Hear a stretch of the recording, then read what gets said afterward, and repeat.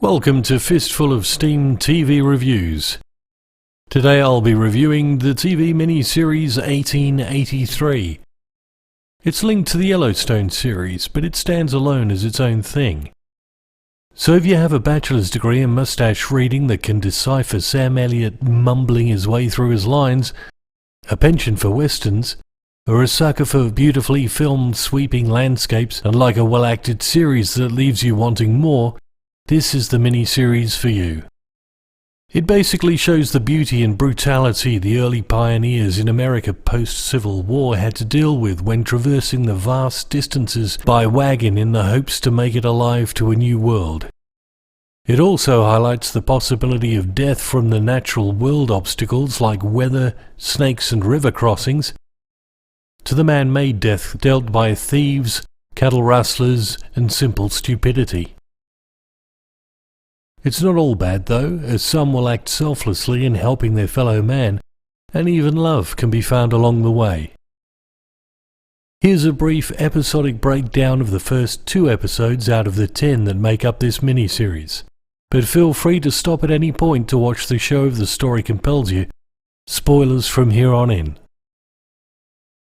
There is a spoiler of sorts to be found even before the opening credits that the Dutton's daughter shoots an Indian while at the same time he has her run through with an arrow. The group of Indians are burning and killing, and there's a moralistic exchange as to why these things are being done.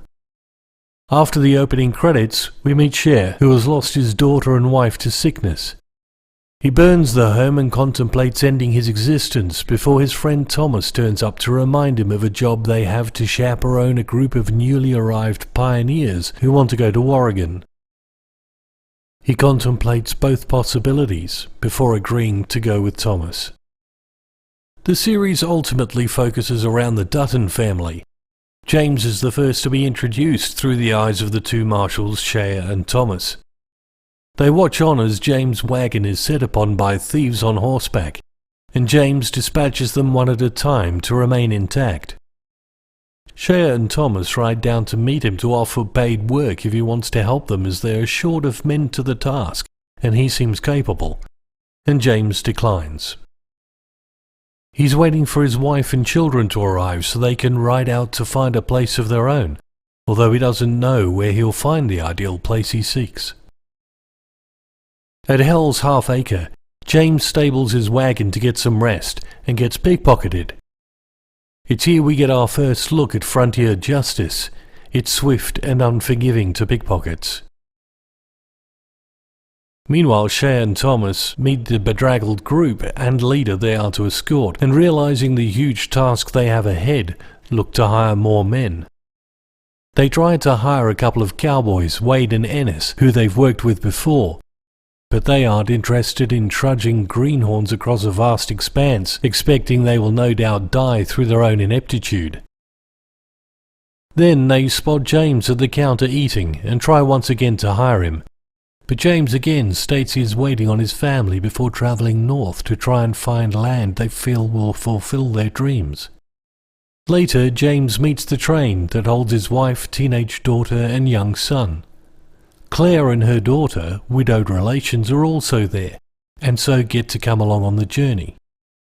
They all get a coach into town and get rooms for the night. When everyone is sleeping, a drunk accidentally breaks into the daughter and son's room, believing it to be his own, and finding a young woman in his supposed bed, tries to have his way, while the young son runs off to warn the Dutton parents. James arrives just in time and shoots him. The next day, Cher and Thomas buy some horses and go about trying to educate the non-English speaking pioneers about basic hazards to be found, like rattlesnakes and poisoned oak. The leader translates for him, but Cher seems to be losing patience with their attitude to a journey he knows is going to be much longer and harder than they can understand. James then enters and offers his services for free to travel with them. He wants the protection a large group can offer before he finds what he's looking for, and Cher agrees. The pioneers are inspected before they set off, and a couple are expelled because they have smallpox, an untreatable disease. They're told to get out of town and are the first casualties from this group before they've even left. James and the family set camp outside town and wait for the pioneers to arrive. Here we learn a little about Elsa's free spirit amongst the harsh life here. And the pioneers then join the family in a clearing at the first step in their journey. Episode 2 opens with a picture of an aftermath of a civil war battle. James was obviously the leader of the losing faction and seems to be the only survivor. He's comforted by a leader of the opposing army who obviously empathizes with the slaughter of war. Flashback to where we left last episode, and the pioneers are warned to boil any water before drinking, and Shea, Thomas and James head into town, but realizing they can't afford the cattle for the trip, decide to capture them wild. They once again run into Wade and Ennis and offer them payment per head of cattle. As they head back to camp for more herders, Elsa comes across some pioneers who have drunk directly from the river and who have eaten unchecked berries. The illness resulting from this is the first taste of what happens when they don't take heed of the dangers of this new land. Elsa is collected to help herd the cattle, and some men are hired temporarily for the job. Next morning they head out. Elsa begins to take a shine to Ennis, and they begin the day's journey to take the herd back to camp. Meanwhile at camp, Claire is complaining about everything to do with the journey, and James's wife is sick of her negativity.